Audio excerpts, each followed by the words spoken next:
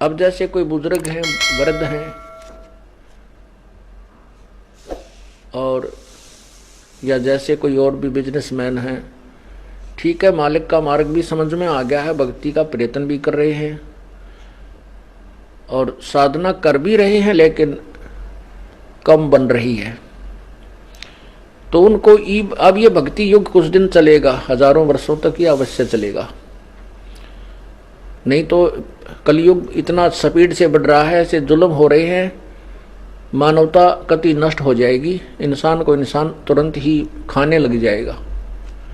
लेकिन यह स्थिति कई लाखों वर्ष बाद आनी थी, जो कि इस अज्ञानता के कारण अभी आने लग रही है। अब ये रुकेगी, अब ये सटिल होगी कुछ दिन के लिए, बहुत सुंदर समय आएगा, क्योंकि ये ज्ञान एक बार समझ में आ गया मानव का, फिर ये बुराई नहीं कर सकता, उसको विष के तुल्य समझेगा। जैसे बिजली के नंगे तार का हाथ लगाना कितना भयंकर है, क्यों बुद्धिमान व्यक्ति और स्वस्थ दिमाग का आदमी नहीं लगा सकता, उसके हाथ लगा सकता है मेंटल या कति अबोध बालक छोटा सा।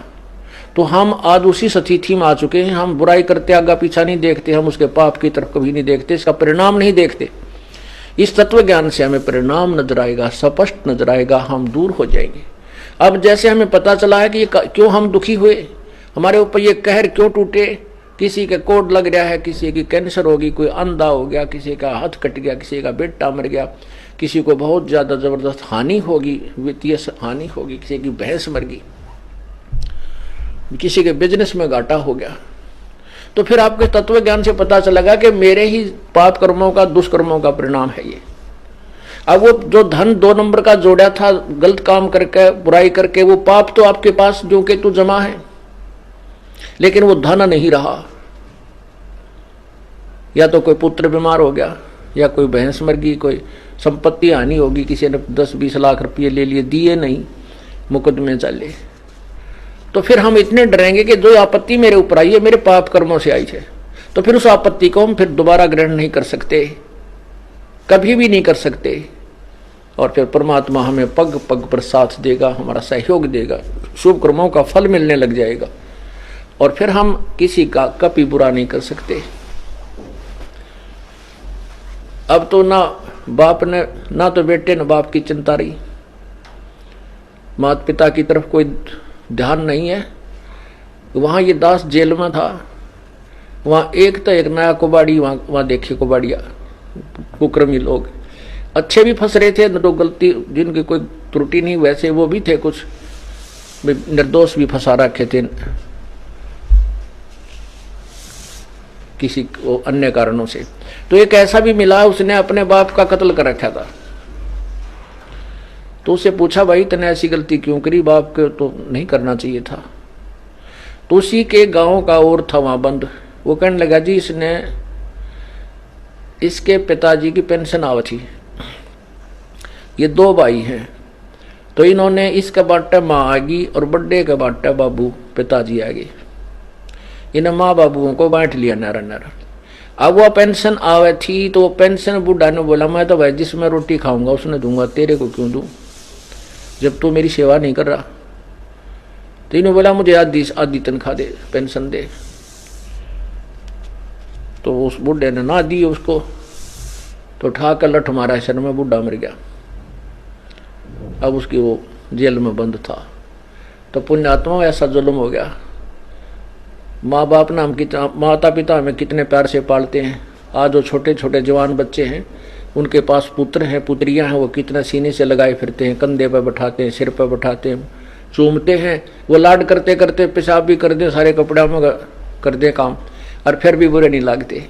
और जब वृद्ध हो जाते हैं, जब वो बड़े हो जाते हैं, उनका विवाह हो जाता है, और फिर वो माँ बाप उनको अच्छे क्यों नहीं लगते, उनकी सेवा करने में उनको इंटरेस्ट क्यों नहीं है। इसका कारण ये है, ये नहीं हो सकता, क्योंकि इसका कारण है कि बुढ़े ने भक्ति ना करी। उस जब वो युवा था, उन बालका के लालन पालन में उनको सेठ बनाने में लगा रहा, भक्ति करी नहीं। और भक्तिहीन प्राणी का कितना ठिकाना नहीं। यदि हम पहले से परमात्मा का नाम लेंगे, भक्ति करेंगे, तो परमात्मा ऐसी व्यवस्था कर देगा, उन बच्चों के दिल में ऐसी दया भर देगा, माता पिता ने हाथों पर रखेंगे। और माता पिता इसे योग्य होंगे नहीं कि वो उनको दुख दें, क्योंकि उनकी भक्ति से वो स्वस्थ भी रहेंगे, उनका शरीर भी तगड़ा रहेगा। और जो 10,000 के रुपए में बीमारी कटनी हो, मानो 500 रुपये में ठीक हो जाएगा। तो ऐसे फिर वो भक्ति से ही सेवा बना है। एक आदमी तो ऐसा है, वो अच्छा भी ना लगता, हमने खड़ा होकर तो मान ले जैसे अरे कैसा हो जाओ, इस तो बातें करें जावा, बड़ा अच्छा आदमी, क्योंकि उसके पिछले पुण्य है, वो संस्कार, वो भक्ति के गुण उसके अंदर विद्यमान है। तो ऐसे ही अब हम भक्ति संस्कार बनावाएंगे तो बचपन बुढ़ापे में हमारी अप सेवा परमात्मा ऐसी व्यवस्था कर देगा, हम सोच भी नहीं सकते। ना हम बच्चों ने बुरे लगा, ना बच्चे हमारी सेवा से उकताएंगे, कभी नहीं उकताएंगे, दूनी इंटरेस्ट बढ़ेगा। अब देखो पुण्यात्माओं,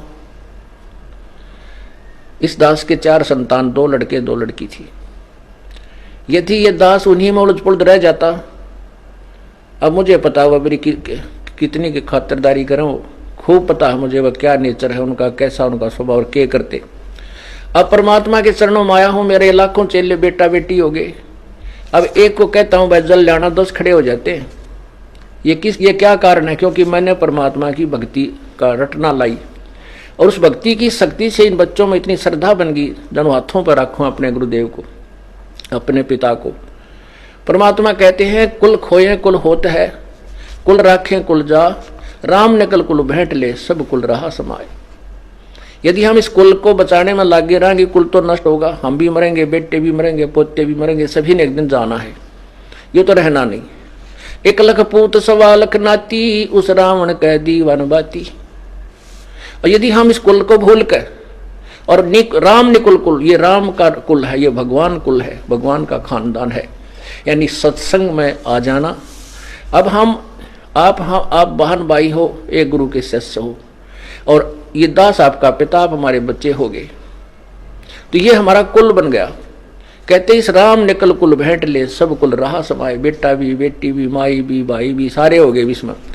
तो ऐसे हमारे फिर आगे चल के आने वाले समय में इतनी जो ना सेवा आपकी बनेगी, क्योंकि आपके बच्चे भी भक्ति करेंगे, वो भी भगवान से डरेंगे, आपको इतना भी दुख देना नहीं चाहेंगे कदे मुझे पाप ना लाग जाए, माँ की आत्मा दुखा दी जाए, तो कदे पिता की आत्मा ना दुख जा, क्योंकि फिर आपको झटके लगने लग जाएंगे, संत दुखाए मैं दुखी, मेरा आपा भी दुख होए।